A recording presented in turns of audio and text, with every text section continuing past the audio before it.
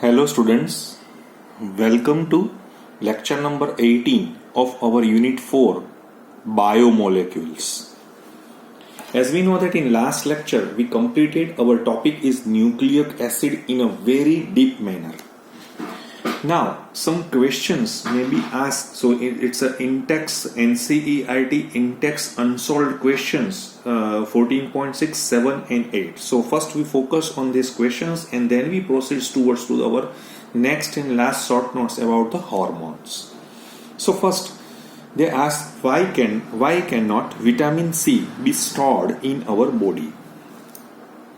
हमें सबको मालूम है why vitamin C is not stored in our body. What's the point behind that? So we all know that the vitamin C is a water soluble vitamin. So it's easily or it's readily excretes out of the body through urine. Thus it cannot be stored in a body and needs to be supplied regularly in the diet. Next question है 14.7. What products would be formed when a nucleotide from DNA containing thymine is hydrolyzed? We know that if the hydrolysis of a nucleic acid always gives a sugar, means sugar portion, aldopentose sugar, and especially ribose or deoxyribose. But here they ask DNA, so definitely it's a 2-deoxy D minus ribose sugar. Number 2, here it's connected with what? Thymine. So thymine is connected with what? So it's guanine. तो thymine और guanine cytosine दोनों मुझे मिलेगा क्योंकि इसका hydrolysis होने की वजह से, और तीसरा फॉस्फोरिक एसिड है तो ये भी मुझे मिल सकता है. सो 2-डीऑक्सी रिबोज है. नंबर 2 pyrimidine बेस, क्योंकि आपको यहाँ पे दिया गया है, क्या दिया गया है? थाइमिन. तो कई बच्चे क्या सिर्फ थाइमिन ही लिखते हैं, लेकिन देखिए थाइमिन है तो वो साइटोसिन के साथ भी जुड़ा होता है तो वो साइटोसिन भी दे पाएगा, राइट? तो यहाँ पे और फॉस्फोरिक एसिड तो है. ये बहुत अच्छा क्वेश्चन यहाँ पे डाला हुआ है कि व्हेन आरएनए इज हाइड्रोलाइज्ड, ठीक है, आरएनए का हाइड्रोलाइसिस हम करेंगे, so there is no relationships among the quantities of different basis obtained, and what does this fact suggest about the structure of RNA? So in a DNA molecule, हमें मालूम है कि in a DNA molecule they have a 2 strands, right, in which the 4 complementary base pair of each other. जैसे हमने देखिए adenine है वो thymine के साथ और ग्वानिन है वो साइटोसिन के साथ डबल हेलिक्स स्ट्रक्चर में जुड़े होते हैं. So DNA has a 2 strands. So hydrolysis of the DNA produce equimolar of the complementary base. जैसे मैंने amount of adenine इतना ही होता है जितना थाइमिन का होता है और ग्वानिन इतना ही होता है जितना साइटोसिन का होता है. But in RNA there are also 4 bases: adenine, guanine, cytosine and uracil. But there is no relationship between the quantities of these 4 bases. यहाँ पे इसका हम हाइड्रोलिसिस करेंगे तो ये सेम जो इक्विमोलर कुछ मिलता नहीं. इससे ये प्रूव होता है कि therefore unlike DNA, RNA has a single strand. ठीक है, तो इस तरह से हम ये यहाँ प्रूव कर सकते हैं. So this is all about the NCERT in-text questions about the 14.6, 7 and 8. Now we switch over to our last short note, and these short notes I think so if you have an old NCERT textbook, so there is this hormones is not a part of this old curriculum of NCERT, but now latest NCERT textbook it's a part of this portion. Okay, so here some brief discussions about the hormones. So hormones are the molecules that act as an intercellular messenger. वो एक cell से दूसरे cell में message देने की जो भूमिका है वो प्रदान करते हैं. They are secreted by endocrine glands in the body. यानी इसके लिए उसमें एक ग्लैंड होनी चाहिए. विदाउट ग्लैंड हॉर्मोन्स को जस्टिफाई नहीं किया जा सकता. And poured directly into the blood stream and are transported to the site of action. तो एक जगह से दूसरी जगह पे जाने के लिए ट्रांसपोर्टेशन के लिए वो ब्लड स्ट्रीम में जाएंगे, ठीक है, और जो अपनी नियत जगह है वहां पे वो पहुंच जाएंगे. क्लासिफिकेशन अभी हमें करना है क्योंकि ये तो मैंने थोड़ा डेफिनेशंस की बात की थी. अभी मुझे इसका क्लासिफिकेशन करना हो तो मैं किस तरह से उसका क्लासिफिकेशन कर पाऊंगा. सो केमिकली मुझे तो यहाँ पे करना है क्लासिफिकेशन। फिर से मैं आपको यहाँ पे फिर से एक और बार में हॉर्मोन्स की थोड़ी बात करता हूँ। Hormones are a group of biomolecules which are produced in ductless यानी endocrine glands and are carried to different parts of the body by the blood stream where they control various metabolic process or show a physiological activity. So hormones are biomolecules which produce their physiological actions at a site other than that of the origin. So they are required only in a very small amount, like fats and carbohydrates. They are not stored in the body but are continuously being produced. ये थोड़ा मैंने ज्यादा आपको यहाँ पे explain करने के लिए ही समझाया हुआ है। अभी केमिकली मुझे यहाँ पे देखना है कि chemically hormones are classified as a steroid hormone, जिसमें उसका स्ट्रक्चर में स्टीरॉयड होता है। पेप्टाइड हार्मोन आपको समझ में आ गया, और प्रोटीन्स का है। हॉर्मोन्स एंड एमाइन्स हार्मोन्स यानी उसमें NH2 ग्रुप का कुछ भी होता है तो वो एमाइन्स में चले जाते हैं। तो मेनली उसको 3 क्लास में हम डिवाइड कर रहे हैं। फिर से देखिए, ये तो बहुत डीप में है। जैसे मैं आपको स्टीरॉयड हार्मोन्स की बात कर रहा हूं तो स्टीरॉयड्स को भी 2 पोर्शंस में डिवाइड कर सकते हैं। एड्रिनल कॉर्टिकल हार्मोन्स हम बोलेंगे और दूसरा सेक्स हार्मोन बोलेंगे। सेक्स हार्मोन में भी further classified into male sex hormone and female sex hormone. समझ में आ गया? तो यहाँ पे जो स्टीरॉयड्स यानी स्टीरॉयड्स किस में होते हैं? एड्रिनल कॉर्टिकल में तो होते हैं, सेक्स हार्मोन में भी होते हैं। जैसे मैंने आपको यहाँ पे समझाना चाहता हूं कि for example estrogen and androgen, right? तो इस्ट्रोजन है, एंड्रोजन है, तो वो क्या है? तो कि वो स्टीरॉयड हार्मोन है। फिर ये जो नॉन स्टीरॉयड हार्मोन होते हैं, so which is classified into peptide and amino acid derivatives. तो यहाँ पे देखिए, स्टीरॉयड हार्मोन्स में तो मैंने समझा इंसुलिन है, एंडोर्फिन्स है, तो ये पेप्टाइड्स हार्मोन्स है। वो कहां पे चले? इंसुलिन है, ग्लूकेगोन भी इसमें आ रहा है, ठीक है, पेप्टाइड्स हार्मोन्स है। और दूसरा जो मैं एमिनो एसिड्स की बात कर रहा हूं तो एपिनेफ्रिन है, नॉर एपिनेफ्रिन है, यानी थायराइड हार्मोन्स जो भी होते हैं तो वो यहाँ पे चले जाते हैं, ठीक है। फिर यहाँ पे दिया गया है एक और क्वेश्चंस के state biological importance of hormones. तो बायोलॉजिकल इंपॉर्टेंस क्या होता है हार्मोन्स का? जैसे मैंने आपके साथ पेप्टाइड्स हार्मोन्स की बात कर रहा हूं। The role of insulin maintains the blood sugar level within the narrow limit. Insulin is released in response to rapid rise in glucose level in glucose. हम मालूम है कि इंसुलिन का काम क्या है कि ग्लूकोज का जो लेवल बढ़ रहा है उसको कंट्रोल में रखे। On the other hand, hormone glucagon tends to increase the glucose level in the blood. ठीक है, तो वो ज्यादा करता है, तो दोनों का जो बैलेंसिंग होगा, so this 2 hormones together regulate the glucose level in the blood. ये थोड़ा पेप्टाइड हार्मोन्स की बात यहाँ पे इंसुलिन है। फिर मैं ऑक्सीटोसिन की भी बात यहाँ पे कर सकता हूँ, वेसोप्रेसिन की भी बात कर सकता हूँ। वो बायोलॉजी के बच्चे अच्छी तरह से समझ सकते हैं, क्योंकि पिट्यूटरी जो ग्लैंड्स होती है उसमें से ऑक्सीटोसिन और वेसोप्रेसिन निकलते हैं, और ये जो है वो control the contractions of the uterus after the child birth and release milk from the mammary glands का ऑक्सीटोसिन का रोल होता है। वेसोप्रेसिन का रोल होता है controls the reabsorption of water in the kidney. ये सभी, लेकिन ये मुझे पता है, मुझे अभी इतना ही देना है क्योंकि आपके टेक्स्ट बुक में इतना ही लिखा हुआ है, लेकिन थोड़ा नॉलेज के लिए मैं आपको यहाँ पे समझा रहा हूँ। एमाइन्स हार्मोन्स है। So amines hormones epinephrine and norepinephrine mediate response to the external stimuli. जैसे थायरोक्सिन हार्मोन्स है, produced by the thyroid gland, is an iodised derivatives of amino acid tyrosine, right. Abnormally low level of thyroxine, तो इसका क्या हो सकता है? Hypothyroidism हो सकता है, which is characteristics by a letharginess and obesity. जैसे उसमें बहुत सुस्ती आ जाती है और थोड़ी मेदस्वीता ज्यादा हो जाती है। Increased level of thyroxine causes hyperthyroidism and low level of iodine in the diet may lead to hypothyroidism and enlargement of the thyroid gland. So this condition is largely being controlled by the addition of sodium iodide to the commercial table salt, जिसको हम iodide salt भी बोलते हैं। तीसरा, जैसे मैंने अभी आपको एमाइन्स हार्मोन के बारे में बात की, तो इसमें एड्रिनालिन जो होता है वो भी एमाइन्स हार्मोन है, राइट। तो जो एड्रिनालिन होता है तो उसका भी, क्योंकि वो जो है ना एड्रिनालिन है वो हमारे लिए बहुत ज्यादा इंपॉर्टेंट है, क्योंकि जो मेरा पल्स रेट है, मेरा ब्लड प्रेशर के साथ भी वो जुड़ा हुआ है एड्रिनालिन, ठीक है। अभी यहाँ पे हमारी बुक ने थायरॉक्सिन की ही बात की थी, इसलिए सभी को ऐसा लगता है कि एमाइन्स हार्मोन में सिर्फ थायरॉक्सिन आता है। नहीं, एड्रेनालिन यानी हम एपिनेफ्रिन जो बोलते हैं वो भी हम उसमें लगा सकते हैं। स्टीरॉइड्स हार्मोन की बात कर रहे हैं। So steroids hormones are produced by adrenal cortex and gonads, means as a testes in males and ovaries in females.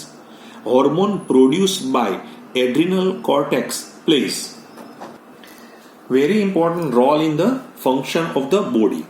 जैसे मैंने ग्लूकोकोर्टिकोइड्स की बात में कर रहा हूं आपको, अभी किसकी बात कर रहा हूं? ग्लूकोकोर्टिकोइड्स की मैं बात यहां पे कर रहा हूं, which is control the carbohydrate metabolism, which modulates inflammatory reaction, जैसे जो इन्फ्लेमेशन आ जाता है थोड़ा, जो हमको इसको सोजा भी बोलते हैं, तो उसको भी वो मॉड्यूलेट करते हैं, are involved in the reactions to stress. फिर एक और होता है, उसको हम क्या बोलेंगे? मिनरल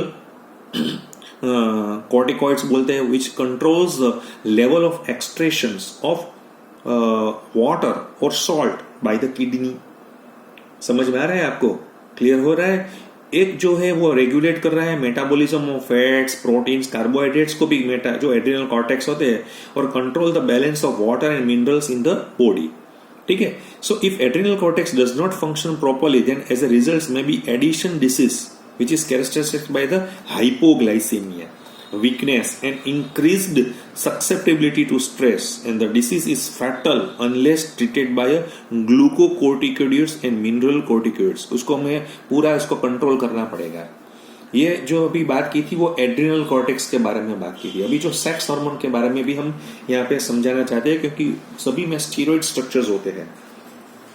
जैसे how hormones release by gonad's are responsible for the developments of sex character. Testosterone is a major sex hormone produced in males.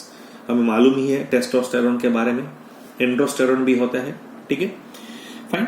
So it is responsible for the development of the secondary male characteristics such as deep voice, facial hair and general physical constitutions. इस तरह से इस्ट्राडियोल होता है, इस्ट्रॉन, इस्ट्राडियोल, इस्ट्रियोल, ये ovary means होते हैं, right. तो यहाँ पे एक ही दिया हुआ है। Estradiol is the main female sex hormone which is responsible for the development of female characteristics and participate in control of menstrual cycle, right. And progesterone is responsible for preparing the uterus for implementation of fertilised egg.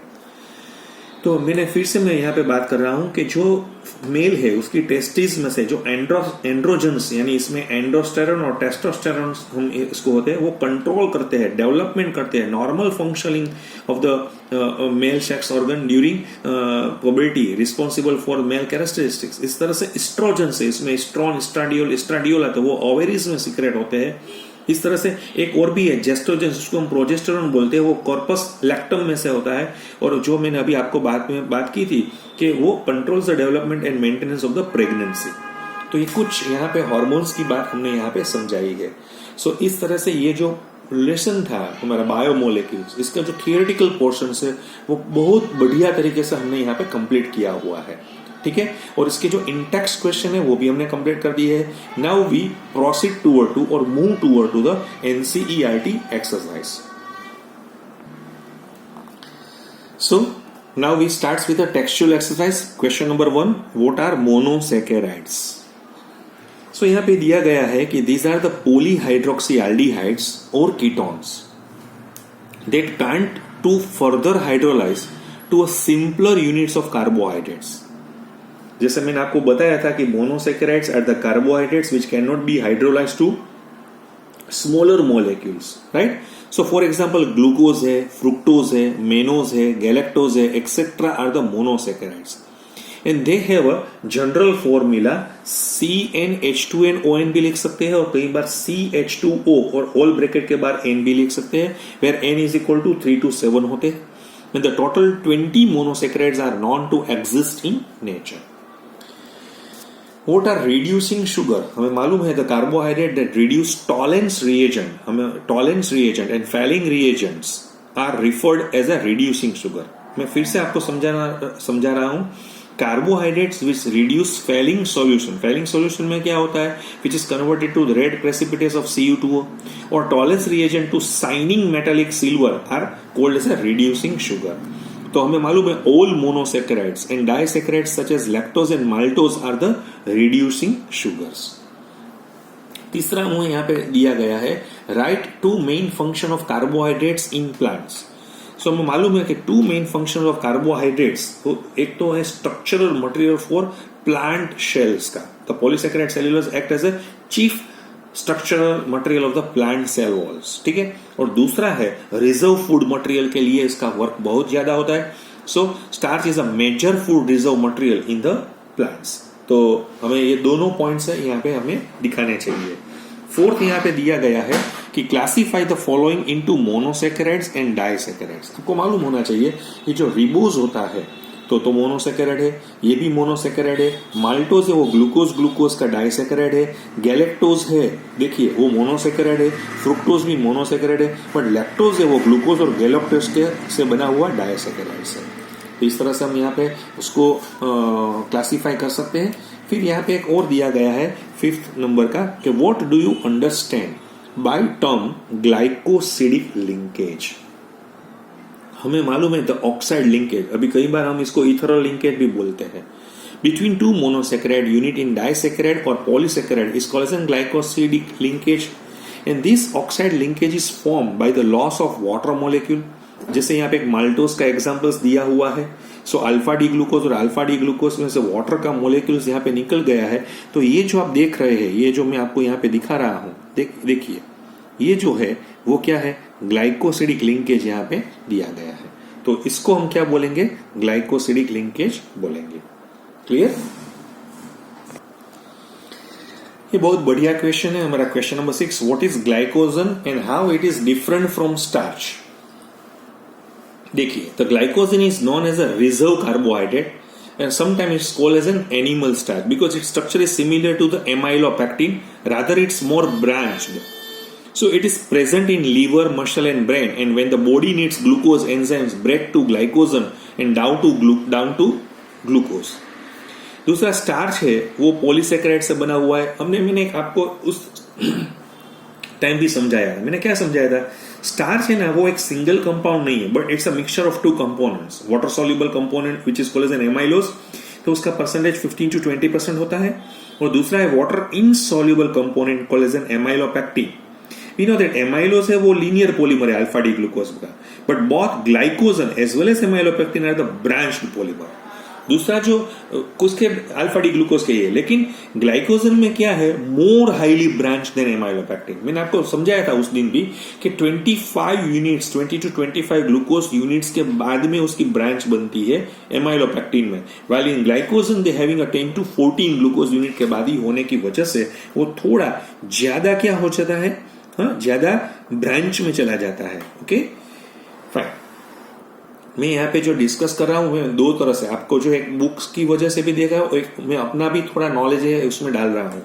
What are hydrolysis products of sucrose and lactose. तो हमें मालूम है sucrose है वो तो glucose और fructose यानी D+ glucose और D- फ्रुक्टोज ही दे पाएंगे इक्विमोलर में। और जो मेरा लैक्टोज है तो वो मुझे मालूम है D+ ग्लूकोज और D+ गैलेक्टोज में कन्वर्ट हो जाएगा। तो इसमें तो कोई बहुत ज्यादा मुश्किल बात नहीं थी। What is the basic structural difference between the starch and cellulose? तो हमें मालूम है, देखिए starch is a polymer of alpha D glucose units that are linked by C1 or C4 linkage. Starch is composed of amylose and amylopectin, and amylose is a linear while amylopectin is a branch. And the cellulose is a linear polymer of beta D+ glucose unit where the unit of glucose are linked by C1 or C4 glycosidic linkage. ये तो बहुत अच्छी तरह से यहाँ पे समझाया हुआ है। फिर नेक्स्ट क्वेश्चन हमें यहाँ पे दिया गया है कि what happens when D+ glucose is treated with the following reagents. तो हमें मालूम है कि जैसे HI के साथ जो प्रोसेस करेंगे तो वो क्या मुझे देंगे, नॉर्मल हेक्सेन ही दे पाएंगे, राइट। ब्रोमीन होता है तो इससे क्या होता है कि जो हमारा एल्डिहाइड ग्रुप है वो COOH में जाने की वजह से मुझे यहाँ पे क्या मिलेगा, D ग्लूकोनिक एसिड मिलेगा, D ग्लूकोनिक एसिड में चला जाएगा। लेकिन HNO3 तो स्ट्रॉन्ग ऑक्सीडाइजिंग एजेंट है तो वो तो CHO और प्राइमरी अल्कोहल दोनों को कन्वर्ट कर देगा, तो वो डिसैकेरिक एसिड में कन्वर्ट हो जाएगा। समझ में आ रहा है? ठीक है। फिर भी उसका डिटेल्स तो हमने जिस दिन हमने समझाया था वहीं पे तो है ही। फिर हमने यहाँ पे एक और क्वेश्चन 10th नंबर का हमें यहाँ पे मिला हुआ है कि enumerate the reactions of D glucose which can't be explain by it's open chain structure. तो ये तो हमें मालूम था कि जो ओपन चेन स्ट्रक्चर्स को क्या कुछ नहीं समझा रहा है। तो despite having the aldehyde group, glucose does not give schiff test और स्कीफ बेस्ड टेस्ट वो नहीं दे पा रहा है, and it does not form the hydrogen sulphide addition product with sodium bisulphide. एक और उसका जो प्रॉब्लम था वो भी हम देख पाएंगे यहाँ पे, the penta acetate of glucose does not react with hydroxylamine indicating the absence of free CHO group. Glucose is found to exist in two different crystalline forms, which are named as alpha and beta D glucose. So glucose shows the properties of muta rotation, means change in the specific rotation. However, the aldehyde does not show the property of such a type of muta rotation. And on reactions of 1 mole of methanol, it yields 2 monomethyl derivatives, which are known as alpha D glucoside and beta D glucosides. तो कई अच्छी जो points है यहाँ पे दिए गए हैं, तो इससे भी हमें पता चलता है, इसलिए तो हार्वर्ड का प्रोजेक्शन हमने साइक्लिक स्ट्रक्चर में लिया हुआ था। फिर यहाँ पे पूछा गया है हमें what are the essentials and non essentials amines acids and give 2 examples of each type. तो हमें मालूम है, तो हम किसको बोलेंगे, alpha amino acids which are needed for health and growth of human beings but not are synthesised by human body, तो उसको हम एसेंशियल एमिनो एसिड बोलेंगे, जैसे वेलिन है, ल्यूसीन है, फिनाइलएलेनिन है। On the other hand, alpha amino acids which are needed for health and growth of the human beings are synthesised by the human body. हम ही अपना, तो उसको मुझे फूड में से लेने की कोई जरूरत नहीं है, तो हम उसको नॉन एसेंशियल एमिनो एसिड बोलेंगे, जैसे मैंने एस्पार्टिक एसिड है, ग्लाइसिन है, एलेनिन है, तो इस तरह से हम दिखा सकते हैं। फिर हमें क्वेश्चन नंबर 12 में यहाँ पे दिया गया है कि define the following are related to proteins, peptide linkage, primary structure and denaturation. तो पहले पेप्टाइड्स बॉन्ड्स में हम देखेंगे। In proteins the various amino acids are linked by an amide linkage between 2 successive amino acids. Such amide link are called as a peptide linkage. तो यहाँ पे peptide linkage आपको यहाँ पे दिया गया है, समझ में आ रहा है। Proteins are contents of polymers of alpha amino acids in which the same or different alpha amino acids are connected by alpha amino acids. तो इसको जो पॉलीएमाइड ग्रुप होता है तो हम उसको पेप्टाइड बोलेंगे। ये प्राइमरी स्ट्रक्चर की बात समझ में आ रही है। फिर प्रोटीन्स यहाँ पे देखिए, may have 1 or more polypeptide chains and each polypeptide in a protein has the amino acids linked with each other in a specific sequence, and it is in this sequence of amino acids that is said to be the primary structure of protein. So any change in the primary structure creates the different proteins, वो भी हमें मालूम है। Denaturation में भी primary structure में कुछ भी रुकावट नहीं आ रही है, ठीक है। डीनेचुरेशन क्या होता है, तो क्या the disruptions of native structures and the properties of proteins by change in pH, temperature and by addition of some salt or detergents is called as a denaturation of proteins. तो हम उसको denaturation of proteins में भी हम इसको समझ में आ सकता है। तो ये थोड़ी बात यहाँ पे समझाई है। क्वेश्चन नंबर 13 यहाँ पे हमें डाला गया है कि what are the common types of secondary structure of proteins। हमें मालूम है common type of क्या होता है, हमें मालूम है। एक होता है अल्फा हेलिक्स स्ट्रक्चर होता है, अल्फा हेलिक्स स्ट्रक्चर होता है, और दूसरा क्या होता है, बीटा प्लीटेड सीट स्ट्रक्चर होता है, बीटा प्लीटेड सीट स्ट्रक्चर होता है, ठीक है। ये दोनों होते हैं, तो इसमें तो कोई बहुत ज्यादा बात करने की कोई जरूरत नहीं है, ठीक है। Now in question number 14 they ask what types of bonding helps in stabilizing the alpha helix structure of proteins। तो अल्फा हेलिक्स स्ट्रक्चर के लिए क्या जरूर है, तो the alpha helix structure is the most way in which a polypeptide chain forms all possible hydrogen bond by twisting into high right handed screw with the NH group of each amino acid residue hydrogen bonded to C of an adjacent term.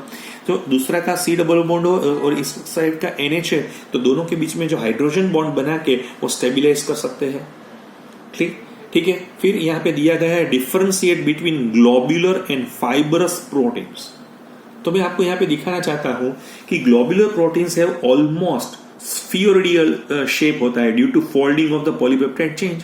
Fibrous में क्या होता है, polypeptide chains of fibrous protein consist of thread like molecules होते हैं जो which can tends to lie side by side to forms fibres. Globular proteins are water soluble, but fibrous proteins are insoluble in water. Globular proteins, तीसरा point मैं यहाँ पे दिखाना चाहता हूँ, which are sensitive to small changes of temperature and pH. तो उसकी वजह से क्या होगा? They undergo denaturation on heating or in treatment with acids and base. But in fibrous proteins, they are stable to moderate change of temperature and pH. चौथा point मैं यहाँ पे डिस्कस कर रहा हूं, globular protein possess biological activity. उसके पास एक बायोलॉजिकल एक्टिविटी के लिए सेंटर्स होते हैं. That's why it's act as enzymes, hormones, right. Antibodies में भी वो काम कर रहे हैं, ट्रांसपोर्टेशन में भी वो काम कर रहे हैं. लेकिन जो फाइब्रस प्रोटीन्स है वो उसके पास ऐसी कोई बायोलॉजिकल एक्टिविटी नहीं होती है. So it serve as a chief structural material of animal tissues. जैसे हमने देखा था keratin in skin, hair, nail, wool. फिर हमने देखा था fibroin in silk and myosin in muscle. तो आज मैंने 15 नंबर तक आपके साथ बात की थी. नेक्स्ट लेक्चर में हम 16 जो क्वेश्चंस है उससे हम आगे बढ़ेंगे. Thank you very much.